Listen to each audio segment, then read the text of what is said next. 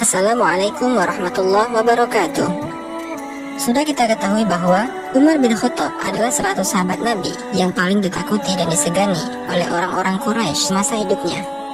Bahkan dikisahkan bahwa setan pun takut dengan Umar bin Khattab.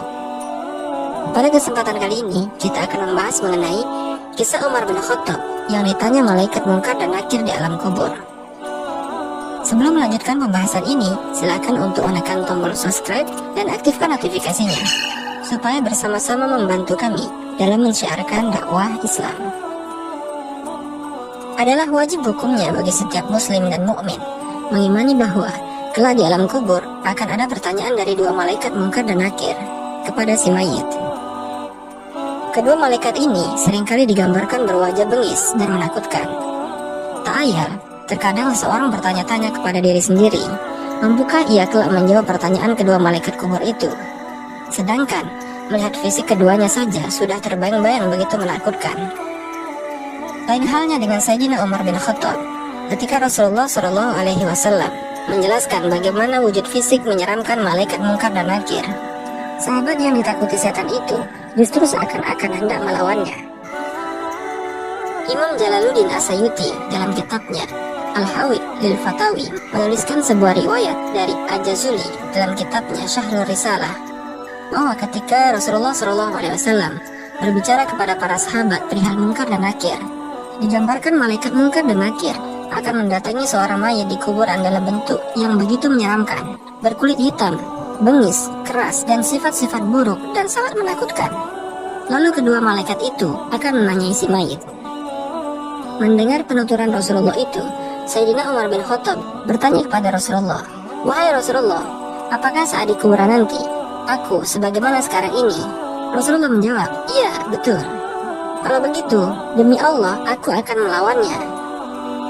Konon ketika Sayyidina Umar bin Khattab meninggal dunia, putra beliau yang bernama Abdullah bermimpi bertemu dengannya. Dalam mimpi itu, Abdullah menanyakan ihwal bapaknya di alam kubur.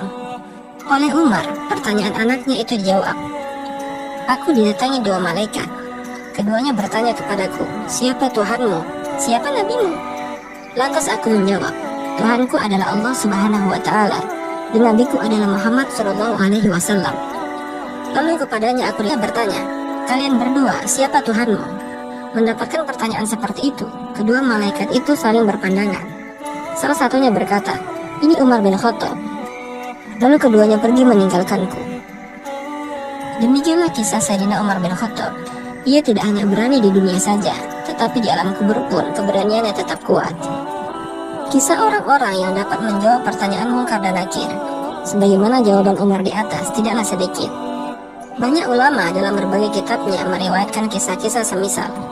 Seperti Yazid bin Harun, ketika ditanya kedua malaikat perihal siapa Tuhan dan nabinya, beliau menjawab, "Pertanyaan seperti ini yang diajukan kepadaku. Sementara 80 tahun lamanya aku mengajarkan jawabannya kepada orang-orang." Lalu kedua malaikat itu pergi meninggalkannya.